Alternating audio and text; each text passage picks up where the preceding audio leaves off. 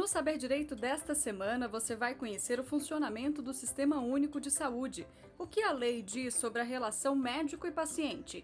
Entenda o que é e como se dá a judicialização da saúde e conheça os abusos e as violências obstétricas cometidas contra mulheres socialmente vulneráveis. As aulas são com o professor Fabrício Reis.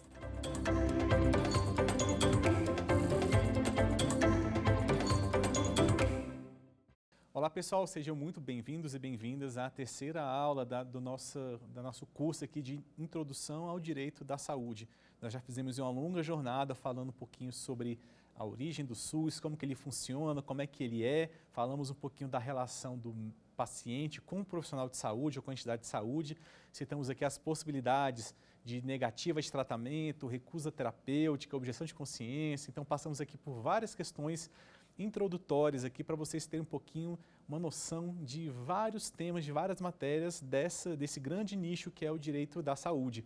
Reforçando aqui que a proposta é realmente fazer uma fala introdutória dos mais diversos temas, fazer essa apresentação desse tema, dessa área para vocês, para que a partir dessas aulas aqui você já esteja empoderado, já tenha a condição e o norte para poder se aprofundar nas matérias ou nos temas que ou lhe forem mais interessantes ou forem necessários. E hoje nós vamos falar aqui um pouquinho sobre judicialização. E antes, vou falar também um pouquinho sobre erro médico, que foi uma matéria que acabou não dando tempo na aula passada, e eu vou começar um comentário rápido sobre questões de erro médico aqui, para a gente poder complementar toda a fala. Então, o que seria o erro médico? O erro médico seria, então, uma conduta inapropriada de um profissional da saúde. Ela é inadequada e em desacordo com as melhores técnicas e também com as boas práticas e a cientificidade da arte. Lembrando aqui, pessoal, que apesar do nome erro médico, ele não está distrito apenas ao profissional médico, mas a qualquer profissional que esteja diretamente ligado àquele atendimento, àquela atenção ao paciente. Então, pode ser desde do atendimento junto a um agente da portaria, um recepcionista, um atendente. Então, qualquer profissional que esteja vinculado ou atuando diretamente com o paciente pode cometer um erro médico. Então, o erro médico são ações de negligência, de imperícia ou de imprudência que possam atentar, inclusive, contra a saúde e a integridade e até mesmo a vida do paciente. Então, quando nos deparamos aqui com questões de erro médico, nós precisamos primeiro ter uma noção sobre a natureza da prestação, daquela prestação profissional. E nós temos aqui dois tipos dessa natureza, a de meio e a de resultado. Então, a obrigação dos médicos, por regra, é a obrigação de meio. Ou seja, ele não promete, o médico ele não se compromete com a cura, mas sim com o melhor tratamento, com a melhor atuação, com a aplicação das melhores técnicas disponíveis pela cientificidade na medicina. É assim como conosco, advogados, né? Nós não vendemos, nós não prometemos um resultado do processo. O que nós nos comprometemos a fazer é a melhor atuação profissional possível. Então, da mesma forma, é com os médicos. Já quando se trata de uma obrigação de resultado, são algumas exceções às regras que podem acontecer. Muito em especial quando se trata de questões de intervenções estéticas. Normalmente se considera como uma atividade de resultado. Temos também algumas polêmicas sobre algumas questões de profissionais de saúde que se comprometem com questões de antes e depois, né? Essas famosas fotos de pacientes antes e depois que é postado em rede social, etc. Pode-se entender que esse tipo, né, de amostra seja um comprometimento do profissional com aquele resultado específico. Então, pode acabar mudando a natureza da sua atuação por uma questão assim de uma conduta inadequada nesse sentido. Lembrando, pessoal, que a medicina ela não é uma ciência exata, ela é uma ciência em constante transformação e que, como tal, tem as suas peculiaridades e também tem as suas ineficiências, né? Afinal, não é toda doença que nós temos a cura, não é toda doença que tem um tratamento efetivo. Então, a ciência da medicina, a arte da medicina, ela está em constante avanço. Então, a conduta dos médicos, inclusive em questão de erro, fica bastante vinculado sobre essa previsibilidade científica e profissional da boa prática e da literatura da medicina. Então, vocês percebam aqui que a palavra-chave é erro. Então, nós podemos começar a entender essa questão do erro médico tentando analisar e observar primeiro essa palavra-chave, essa premissa de erro. E podemos fazer aqui duas diferenciações quando a gente trata sobre esse assunto.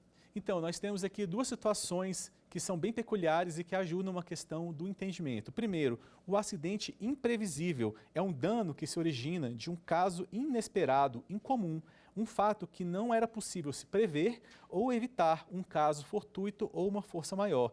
E temos também o resultado incontrolável. É aquele que se origina de uma situação grave e inevitável, que surge da própria evolução da condição do paciente, das suas particularidades, da resposta do seu organismo. E que o conhecimento científico ou a prática profissional não tem uma solução. Então, percebam que fazendo essa diferenciação de erro, de um acidente, de um caso fortuito, força maior, a gente percebe que nesse segundo caso, nesses casos incontroláveis e que não são previsíveis, isso foge do escopo da atuação do profissional. Então, foge das suas capacidades e da sua atividade pessoal, porque o erro médico ele é bastante vinculado ao ato, ao agir do médico ou do profissional. Então, se temos resultados, por mais que causem danos, que não tenham uma relação com esse agir, com uma má conduta, um má agir, um procedimento fora da cientificidade, fora da boa prática, nós não teremos que falar de erro médico. E na contramão do erro médico, nós temos aí um fenômeno bem interessante e que não é muito discutido, que se assemelha bastante, pode até se confundir um pouquinho, que é a iatrogenia. A iatrogenia são práticas dentro da medicina, dentro da saúde, que de fato causam um dano ao paciente. Então, algumas pessoas acabam confundindo esses dois institutos, pois realmente seriam muito próximos. Mas a iatrogenia, como eu falei, é uma prática dentro da boa prática da medicina, dentro da cientificidade. De fato, alguns procedimentos, alguns tratamentos podem acabar causando um dano ao paciente, mas é um dano que é esperado e que é desejável. E ao contrário do erro médico, que é praticado com negligência, imprudência ou imperícia, dentro da iatrogenia, o profissional está atuando com prudência, com perícia, está sendo prudente, ele está atuando dentro de uma prática, realmente dentro da literatura. Mas, assim, para nós considerarmos que realmente há um procedimento, um protocolo de iatrogenia, nós precisamos elencar aqui alguns requisitos para poder fazer justamente essa diferenciação de um erro médico. E o primeiro é a necessidade da conduta. Deve-se ficar claro aqui que essa atuação do profissional está de acordo com a cientificidade, com a boa prática, com a literatura e que vise realmente um tratamento correto, apesar de eventualmente ter um efeito colateral, causar um tipo de dano, por exemplo, uma cicatriz ou algo do tipo, aquele é o tratamento adequado e o correto para aquele tipo de necessidade médica do paciente. A valoração entre o dano e o benefício alvejado é justamente a busca por um equilíbrio entre o dano que se vai causar e o benefício que irá se buscar, valendo-se então principalmente desses princípios bioéticos, especialmente a beneficência e a não maleficência. Então é um contraponto que se coloca no dano causado, eventualmente uma consequência negativa, com os benefícios que virão por consequência desse tratamento. A previsibilidade do dano, que é justamente esse dano ser previsível e até mesmo desejável, dependendo do tratamento e da situação. Dentro, claro, da boa prática da literatura médica, da cientificidade, das experiências que demonstram a efetividade desse tratamento. E, claro, eu acho que é o mais importante aqui, que é o dever de informar. Nós falamos na aula passada bastante sobre o pilar da comunicação entre o direito dos pacientes e como que é importante uma comunicação clara e precisa entre o profissional de saúde e o seu paciente para que ele ele saiba o que vai acontecer, ele tenha discernimento das coisas, ele esteja empoderado. Então, principalmente numa situação de iatrogenia, que pode ter um dano ou um efeito negativo, um efeito que possa causar um desconforto, uma dor, alguma coisa do tipo ao paciente, ele vai estar informado, vai saber que aquilo ali faz parte do tratamento, que aquilo não é um erro, não é um equívoco e que faz parte ali realmente de todo o caminhar daquele tipo de tratamento específico. Esse cumprimento de dever de informar é uma das questões mais importantes, como sempre, dentro dessa atuação iatrogênica. Tudo que envolve aqui questões de saúde, que envolve paciente, tratamento, a questão da comunicação é sempre muito importante e tem que ser sempre muito ressalvada, principalmente para que o paciente ele realmente tenha essa autonomia e essa autodeterminação até mesmo de decidir se ele quer ou não fazer esse tipo de tratamento. Então, como nós estávamos falando aqui de erro, de eventuais danos ao paciente, acho que seria interessante nós falarmos um pouquinho também sobre a questão dos danos aqui relacionados à saúde. Então, quando falamos de dano, nós podemos separá-los aqui em duas áreas bem distintas, que são os danos patrimoniais e os danos morais, né, ou extrapatrimoniais. Dentro dos danos patrimoniais, nós temos o dano moral e o dano por ricochete. Já nos danos morais, extrapatrimoniais, nós temos já uma maior gama de possibilidades. Então, no dano patrimonial é quando acontece de fato um prejuízo ou uma perda de patrimônio, né, do ofendido, seja por danos emergentes ou até mesmo por lucros restantes. Lembrando aqui que não cabe uma reparação de dano hipotético, ele precisa realmente ser efetivado.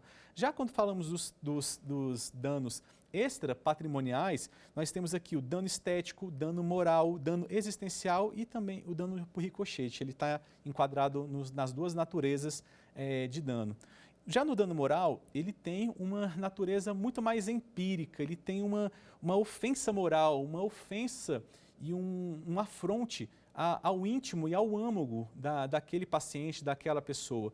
Então, necessariamente tem um envolvimento com patrimônio, mas tem sim uma questão do atingimento da sua intimidade, da sua dignidade, da sua integridade. Como nós viemos falando aqui durante todas as aulas, da importância desse cuidado, né, com o paciente, da sua integridade, da sua autodeterminação, da sua dignidade enquanto paciente. O dano moral é muito difícil de ser, assim, às vezes, de ser caracterizado, principalmente na área da saúde. Nós temos algumas discussões bem grandes sobre questões de dano moral, principalmente quando se trata de questões contratuais com o plano de saúde, etc. Mas é fato que situações que envolvam um dano ao paciente, principalmente por erro médico, por algum resultado equivocado ou inesperado de algum procedimento, ele tem um reflexo e um grande impacto nesse âmbito moral, principalmente quando falamos aí de questões de dano estético e até mesmo de danos existenciais. O dano estético, ele antigamente era considerado tudo junto com o dano moral, mas recentemente o nosso judiciário já vem entendendo ele de forma um pouco diferenciada e está realmente fazendo essa separação, porque apesar da sua similitude, o dano estético, por exemplo, ele tem algumas peculiaridades que diferem já do dano moral. Então, sobre dano estético, eu vou trazer para vocês algumas informações para vocês poderem identificá-lo quando estiver olhando para um caso prático, para uma situação fática. Porque o dano estético é aquele que causa um afeiamento, que causa uma mutação, uma alteração do aspecto físico, né, da pessoa. Então, ele tem um resultado que difere da forma original, de algum aspecto do corpo e da aparência do indivíduo. Então, em regra, o dano estético ele tem um efeito e uma permanência muito mais prolongada. Então, é importante até lembrar dessa questão, porque se você vê uma situação que os efeitos danosos eles são rapidamente reversíveis, são rapidamente curados ou rapidamente desaparecem essa deformação, aí nós não estamos falando de um dano estético, mas sim de um dano moral, pura e simplesmente. Então, enquanto o dano moral ele é interno, o dano estético ele é externo. Então, falando aqui de uma forma um pouco mais poética, né, o dano estético o corpo mostra e no dano moral a alma sente. Essa é a grande diferenciação desses dois tipos de dano. Como eu falei, é importante diferenciá-los, porque realmente são danos distintos e que afetam esferas diferentes da existência, da dignidade do paciente. Quando se coloca tudo junto como dano moral, como uma coisa só, realmente não podemos encontrar aquela natureza punitivo-pedagógica e até mesmo um sentimento de justiça, né, por aquele ofendido, por aquele tipo de dano. Então, essa separação ela é muito importante e é, de fato, um grande avanço aqui para as nossas discussões, principalmente em questões de saúde. Já o dano reflexo ou dano por ricochete, ele acontece quando o dano é causado a um terceiro, uma terceira pessoa, mas os resultados, a ofensa, o dano respinga, ele reflete para um ofendido que não necessariamente tem uma relação com aquele efeito danoso, né? Basta que os efeitos, né, os reflexos daquele ato danoso também acabem causando dano a essa pessoa, mesmo que ela não tenha uma relação direta tanto com o ofendido, quanto com o ofensor, quanto com a situação em si.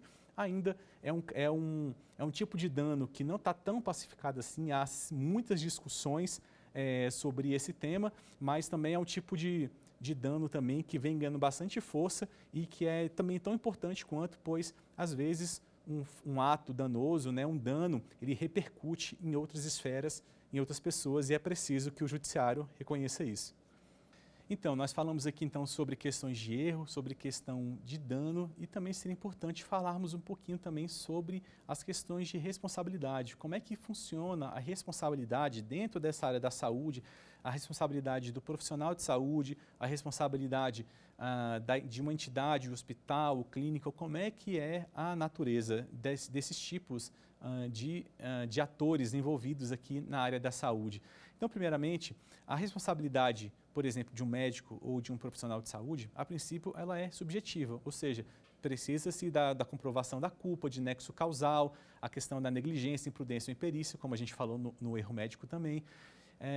Mas, como falei, é a princípio, pois a natureza da atividade do profissional de saúde, ela é de meio e não de resultado. Contudo, para os casos de exceção que eu falei, que o profissional acaba se comprometendo com uma atividade de resultado, aí sim a natureza da sua responsabilidade já muda para a objetiva, assim como é o caso de entidades hospitalares, clínicas, né, de empresas e entidades de saúde.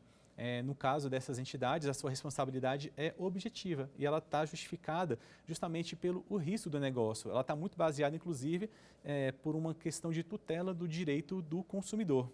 E o que seria a responsabilidade? Nós podemos dizer que ele tem dois aspectos aqui. Um moral, que é o dever de agir, de bem agir, e um mais jurídico, que seria essa responsabilidade da indenização, da reparação. E a responsabilidade civil, ela surge quando há uma ocorrência de um dano, seja por imprudência, negligência ou imperícia, né, comprovando-se o nexo de causalidade e também a culpa do agente ofensor. Além disso, nós temos outros tipos de responsabilidade, como, por exemplo, a responsabilidade ética, principalmente dos profissionais de saúde que têm os seus códigos de ética. Nós comentamos aqui na aula passada sobre os deveres, né, dos profissionais de saúde, em especial do médico. Então, no caso de uma ofensa, de um dano, né, uma atuação de desacordo com o código de ética, pode haver essa responsabilização ética. Temos também uma responsabilização administrativa, que diz muito mais respeito à questão de funcionários públicos, né, na sua atuação, que pode render um processo administrativo, e também temos a eventual responsabilização penal, também em casos mais graves. Lembrando que cada uma dessas esferas, elas são independentes, mas elas podem se comunicar entre si, né? Então, uma condenação administrativa pode auxiliar num processo de responsabilidade civil e etc., mas não necessariamente que uma dependa da outra.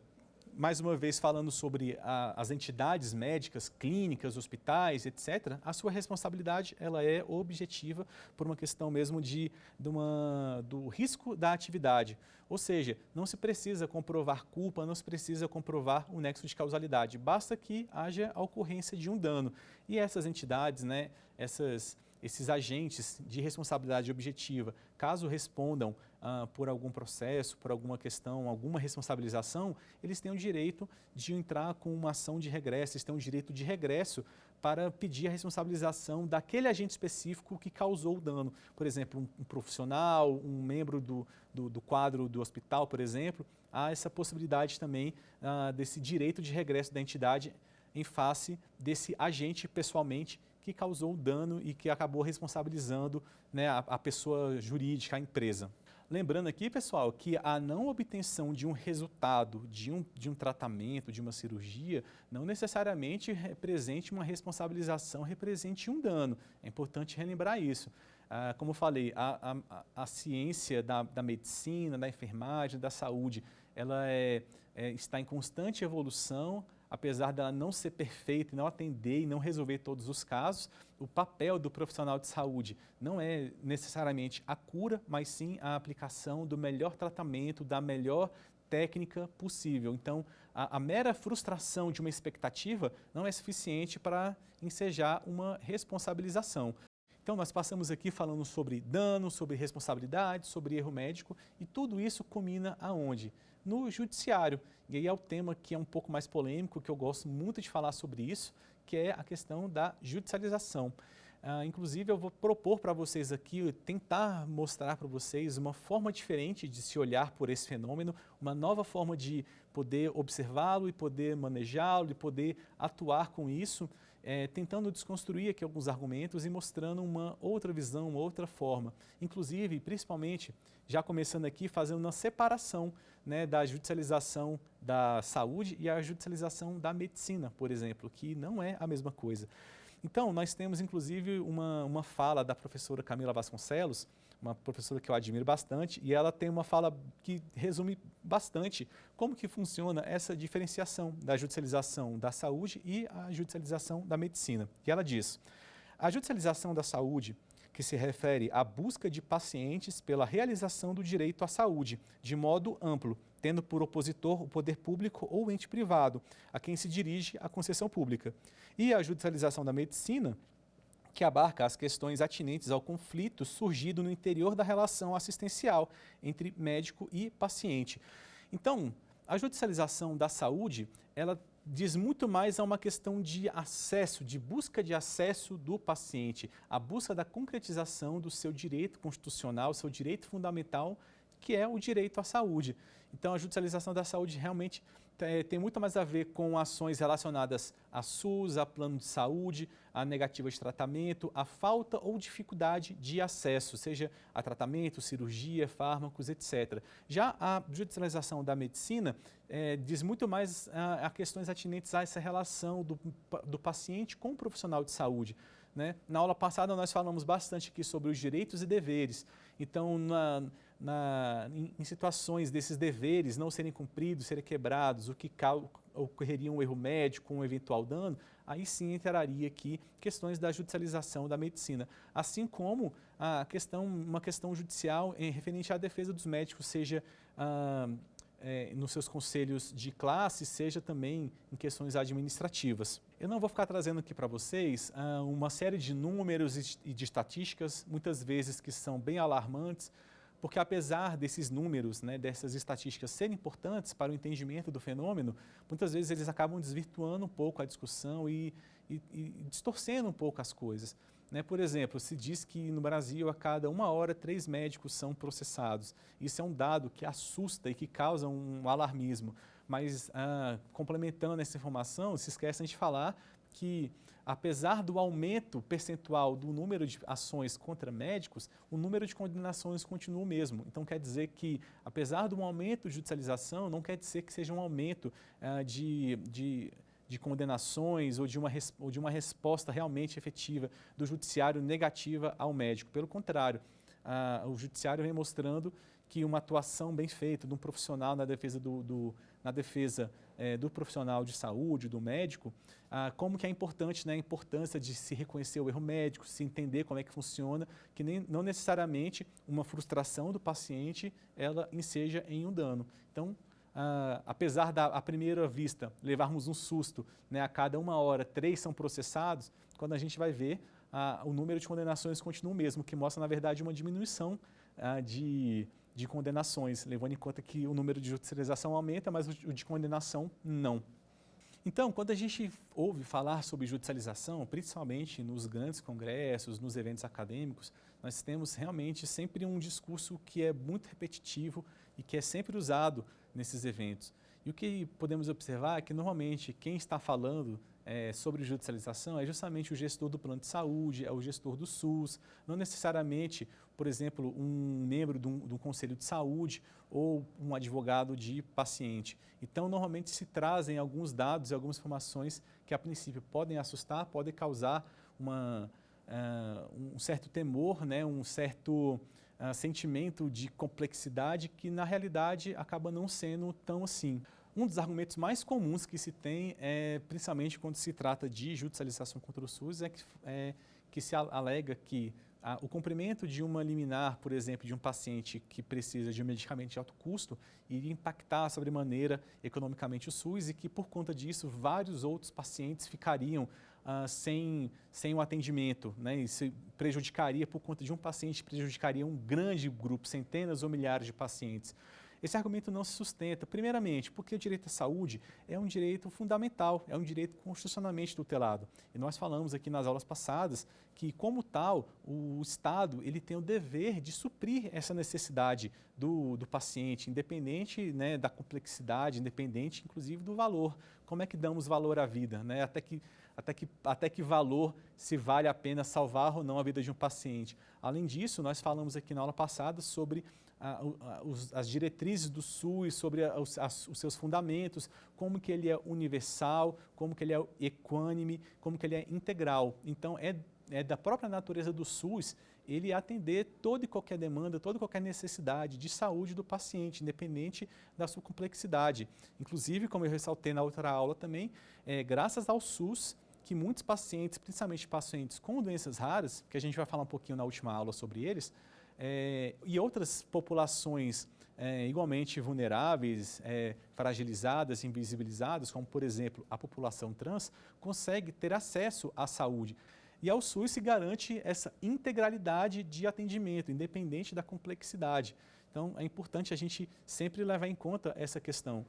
Outros argumentos que são levantados aqui sobre a questão da judicialização da saúde, em especial, é quando se trata de planos de saúde, que se fala que por conta da judicialização, isso vai impactar na mensalidade dos planos, os planos vão ficar mais caros e mais inacessíveis.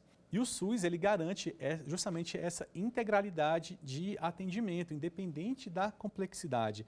E outra questão importante, né? Esse argumento de que um paciente ele vai impactar de sobremaneira todo um sistema, toda a equação, né, e causar ali um grande prejuízo para milhões de pessoas, para um grande grupo, é um argumento realmente muito complicado. Como que eu chego para um paciente e falo para ele que não posso correr atrás do seu tratamento, né, não podemos lutar pela sua vida porque ele é uma incógnita, né, é uma variável negativa de uma grande equação que atrapalha tudo. Então, esse é um argumento muito complexo que não condiz com a realidade, inclusive vai de encontro com os direitos dos pacientes, o seu direito de integridade, de direito a acesso à saúde, da sua autonomia, da sua dignidade enquanto paciente. Reforçando, claro, mais uma vez aqui, não custa reforçar sempre, que o direito da saúde ele é um direito fundamental e também direito humano. Eu já falei na outra aula, mas também é importante ressaltar aqui, reforçar que quando falamos de direito da saúde, nós falamos de direitos humanos. A saúde consta na Declaração Universal dos Direitos Humanos, é um aspecto amplo que engloba e que reflete e que influencia nos mais diversos aspectos da vida da pessoa, seja ela individualmente, seja ela socialmente, seja culturalmente, economicamente, etc. Então, como tal, o Estado ele tem esse dever de resguardá-lo sempre. Já quando se trata de uma judicialização contra planos de saúde, o argumento mais comum é justamente essa questão a judicialização reflete na mensalidade, quanto mais judicializado, mais o plano de saúde aumenta a sua mensalidade, se tornando inacessível à população, se tornando muito frágil e muito complexo a manutenção do plano de saúde, que pode deixar de existir.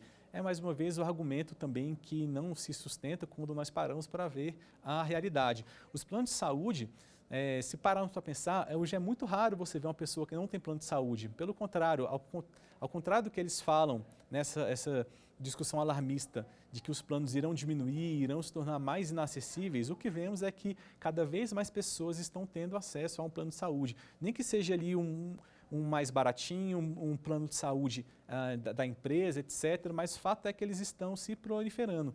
E também a questão do lucro líquido desse setor, né?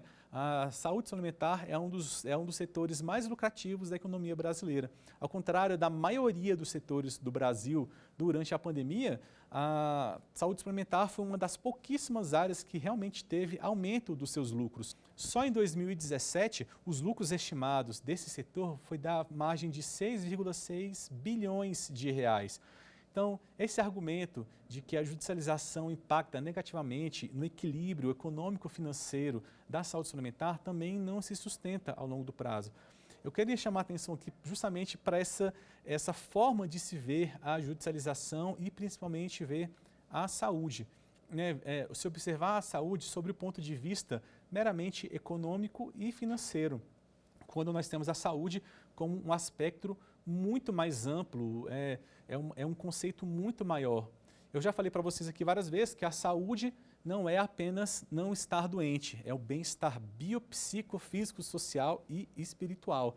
Então, quando a gente limita essa discussão da saúde para aspectos meramente econômico e financeiro, nós acabamos correndo o risco de cair numa situação de injustiça e de quebra de direitos, além da questão da dificuldade também de acesso. Se a saúde é um direito fundamental, é um direito constitucional, o paciente ele tem direito a recorrer à justiça para buscar a concretização desse direito. Então é importante que a gente consiga reverter e consiga repensar esse discurso que muitas vezes coloca, entre aspas, a culpa da judicialização no paciente. Porque quando falamos também da judicialização da medicina, os discursos também seguem um sentido um pouco parecido, de colocando essa culpa no paciente pelo aumento da judicialização.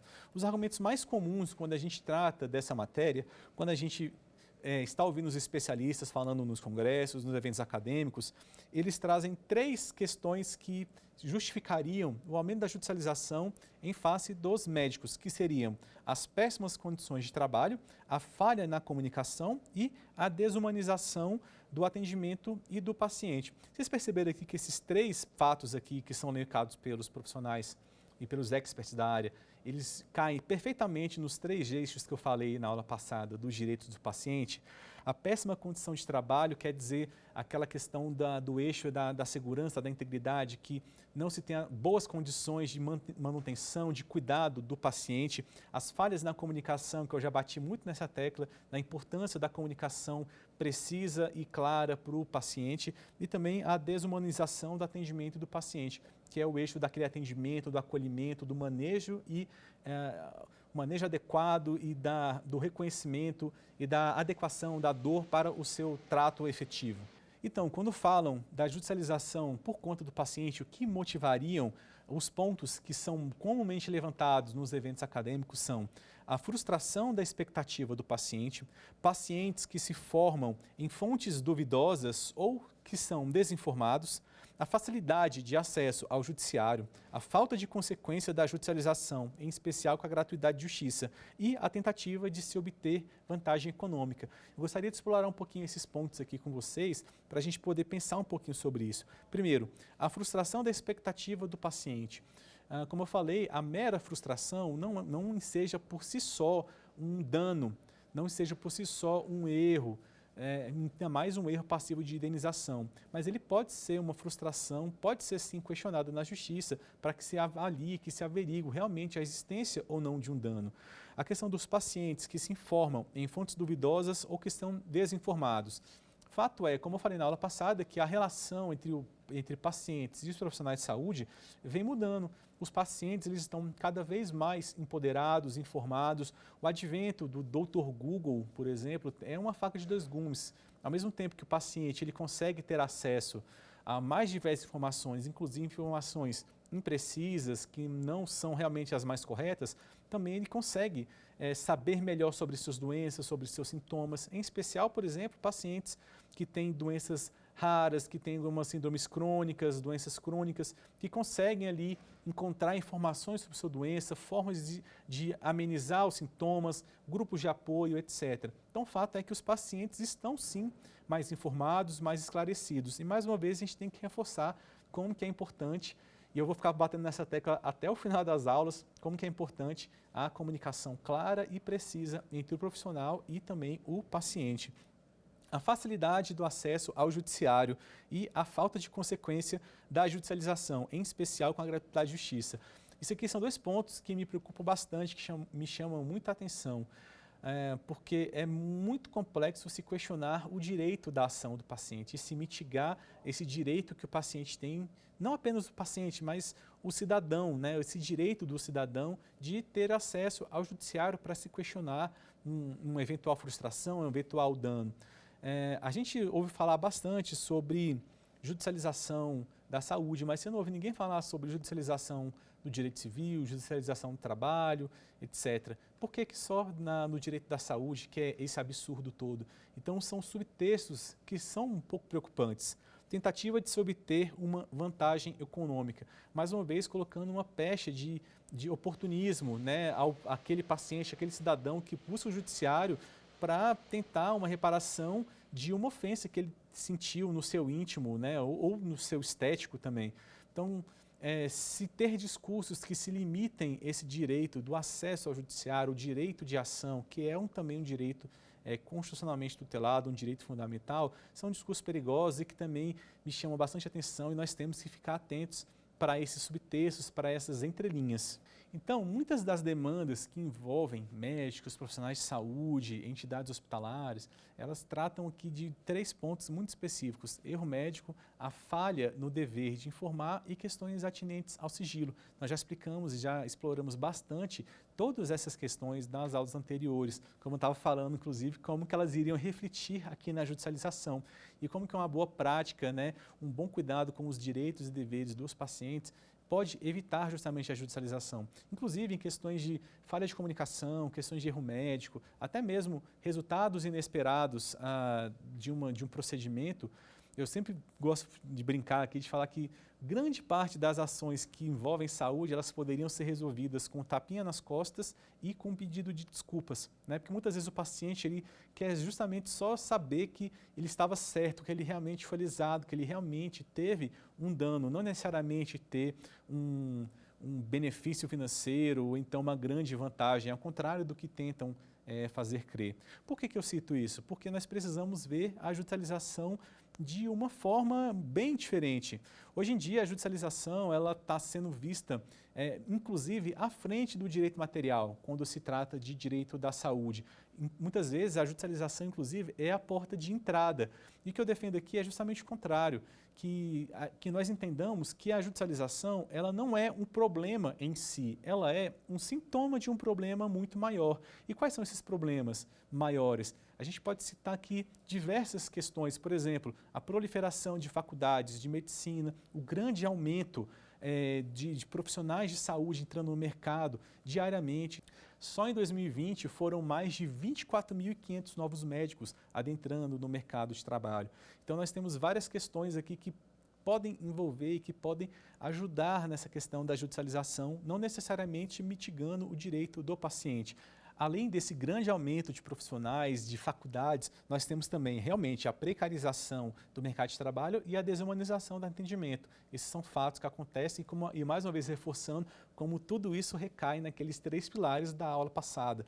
Né, como que é importante entender o porquê das coisas, de onde elas vieram, para onde elas vão, como que elas são, para poder lidar com o fato concreto, principalmente aqui quando se trata de questões de judicialização. Então, reforçando aqui, nós precisamos realmente entender a judicialização como um fenômeno importante, sim, de ser estudado, mas dentro de uma sequência lógica. Como eu falei agora há pouco, a judicialização muitas vezes, inclusive o seu estudo e a sua discussão, vem à frente do direito material, muitas vezes é a porta de entrada, com o estudo do direito material justamente para dar uma boa base, né? Não apenas negligenciando, como vem acontecendo muitas das vezes, dando muita ênfase na judicialização, reforçando. A judicialização ela não é um problema em si, ela é um sintoma de um problema muito maior. Então, a supervalorização da judicialização em cima do direito material, ele causa, de fato, alguns fenômenos, né, interessantes aqui no mundo real, né, realmente no dia a dia da área da saúde, como, por exemplo, a grande força que vem ganhando o discurso daquela medicina protetiva, a medicina defensiva, que é uma forma de se ver a medicina que nós podemos observar que não acaba não dando bons frutos. Essa medicina defensiva, o médico ele está sempre atuando sob o prisma do medo, da insegurança, inclusive influenciando na relação do médico e do paciente, porque esse ambiente é um ambiente beligerante, de desconfiança, em que o paciente não confia no médico e o médico não confia no paciente. Então, por que em vez de discutirmos e de ficarmos focando nossa atenção em formas de uma blindagem processual de um profissional de saúde, que a gente sabe que não é possível, essa blindagem total processual, nós não começamos a discutir e a difundir cada vez mais as informações referentes à boa prática, à cientificidade, ao acolhimento, ao respeito dos direitos e deveres, tanto dos profissionais quanto também dos pacientes. Então é isso, pessoal. Vamos repensar a judicialização, vamos enxergar além dos discursos, além das entrelinhas e principalmente tomar cuidado com esses discursos e posicionamentos que tenham esse intuito e tenham um interesse de mitigar o direito do acesso ao paciente, ao cidadão, ao judiciário, né? Mitigar o seu direito de ação, o seu direito de ter acesso ao Poder Judiciário. São discursos preocupantes e que é importante que nós fiquemos atentos aqui. E falando de judicialização, eu vou citar para vocês aqui, falar rapidamente sobre um dos principais temas quando se trata de judicialização, principalmente da saúde em ações contra planos de saúde, que são as questões do rol da ANS.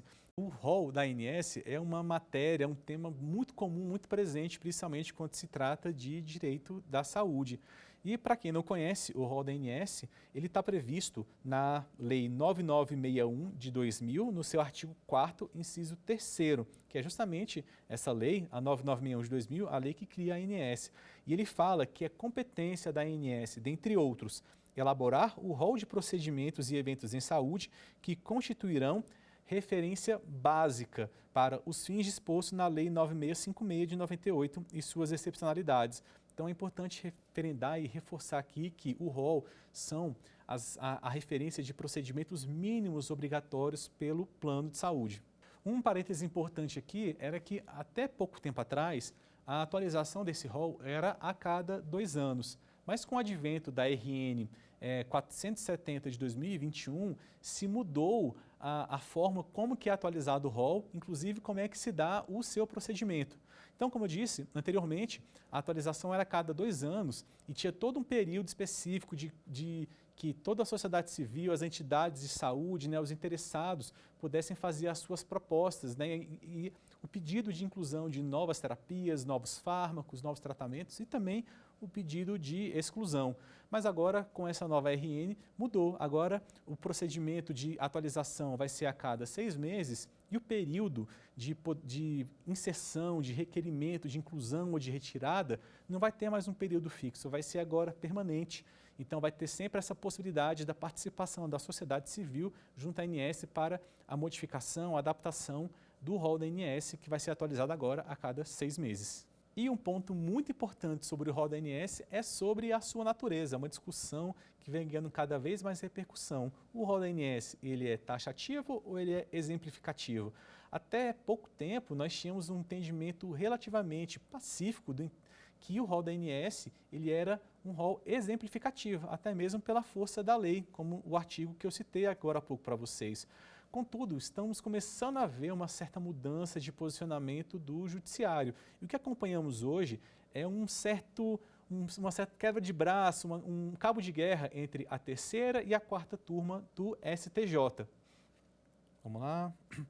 Enquanto que a 3ª turma do STJ entende o rol como exemplificativo, e já tem bastante decisão sobre isso, a 4ª turma do STJ vem começando a entender pela taxatividade do rol. Então nós temos aí realmente uma discussão que ganhou bastante força ultimamente e que tem causado muitas discussões e uma certa insegurança, porque nós não temos ainda um posicionamento final do judiciário em relação a isso.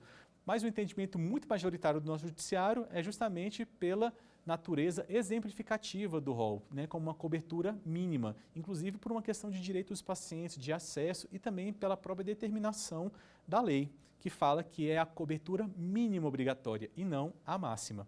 Então, nós passamos aqui sobre vários aspectos interessantes, falamos um pouquinho sobre erro, sobre dano, sobre responsabilidade e também sobre a judicialização.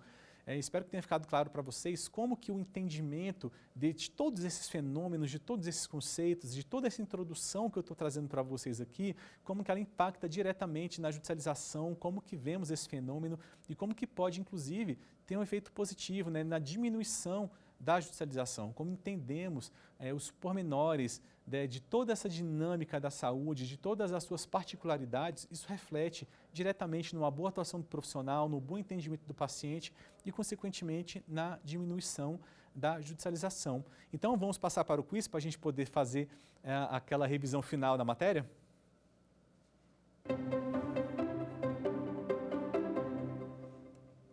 Bom, o que é a judicialização da saúde? A defasagem de advogados no mercado, aumento de busca por tratamentos estéticos, busca por meio judicial de acesso a medicamentos ou tratamentos ou o indeferimento de liminares em saúde. Essa está fácil, você sabe qual é a resposta? A busca por meio judicial de acesso a medicamentos ou tratamentos. Como a gente falou no começo da aula, a judicialização da saúde, ela trata muito sobre essa questão do direito de acesso e o direito da saúde do paciente. A questão de defasagem de advogado no mercado nada tem a ver com judicialização. O aumento de busca por tratamentos estéticos também não é um fenômeno de judicialização, é um fenômeno social, um fenômeno cultural. E o indeferimento de liminares em saúde, poderíamos dizer que seria um subproduto, uma consequência da judicialização.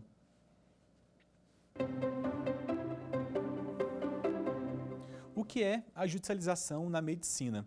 A falta de médicos no plantão, a discussão de questões surgidas da relação médico-paciente, a contratação de plano de saúde e a perseguição a desafetos. Essa também está bem fácil, hein? Você sabe a resposta?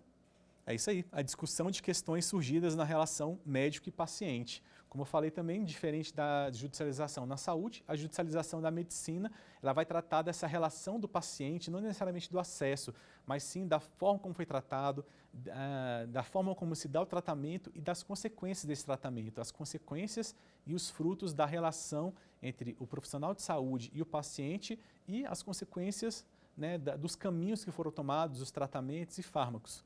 Falta de médico de plantão é um problema que pode causar uma consequência, inclusive ética, que nós falamos na aula passada, mas não chega a ser uma judicialização. Contratos de planos de saúde, podemos dizer que seja um motivo de judicialização, mas não da medicina. E a perseguição a desafetos também jamais poderia ser, porque a judicialização não se trata nem disso, né? Ainda mais quando falamos de judicialização dentro do melhor cumprimento do seu direito de ação. Qual que é a terceira questão? O que caracteriza o dano estético? Aquele que causa um desconforto com a imagem, aquele que advém da frustração de uma cirurgia estética, aquele que advém de uma intercorrência provisória de um procedimento estético, aquele que causa uma alteração, afeamento ou mutação prolongada no aspecto físico. Essa aqui já é um pouquinho mais capciosa, mas a resposta também está fácil. Você sabe? Letra D, aquela que causa uma alteração, um afeamento ou uma mutação prolongada no aspecto físico. Nós falamos aqui, né, que esse dano estético realmente é uma mudança para pior da aparência, da estética da pessoa que tem essa natureza prolongada. Até porque se fosse uma mudança, um afeamento, alguma questão breve, de rápida resolução, aí estaríamos falando de dano moral. Letra A, aquele que causa um desconforto com a imagem, e a B também, aquele que advém da frustração de uma cirurgia estética. Nós falamos aqui que a mera frustração de um resultado de um tratamento, por si só, não enseja uma responsabilidade, não enseja um dano. Temos que demonstrar realmente a ocorrência dessa mudança substancial, nexo causal, culpa e etc. E aquele que advém da intercorrência provisória de um procedimento estético. Como eu já falei também, esse efeito provisório, rápido, breve, ele não enseja um dano estético, mas sim um dano moral. Bom, então nós vamos ficando por aqui, falamos bastante sobre judicialização, tentei trazer para vocês aqui uma visão e um entendimento diferenciado, mais uma reflexão, na verdade, para que vocês possam entender, apreender esse fenômeno, de como que ele funciona, suas causas e consequências, para poder lidar com ele de uma forma diferente e, quem sabe, poder trazer novos discursos. Falamos também um pouquinho sobre erros, sobre iatrogenia, sobre responsabilidade, então tivemos aqui muitas informações. E na próxima aula eu vou falar um pouquinho para vocês sobre fundamentos, sobre a judicialização em si, como que acontece os processos contra o SUS, processos contra o plano de saúde, procedimentos na INS, entrar um pouquinho nesses pormenores individualizados. Então espero vocês lá. Quer dar alguma sugestão de tema para os cursos do Saber Direito? Então mande um e-mail para a gente, saberdireito@stf.jus.br, ou entre em contato pelo WhatsApp, o número é esse que aparece na sua tela. Você também pode estudar pela internet. Acesse nosso site tvjustiça.jus.br ou pode rever as aulas no canal do YouTube TV Justiça Oficial.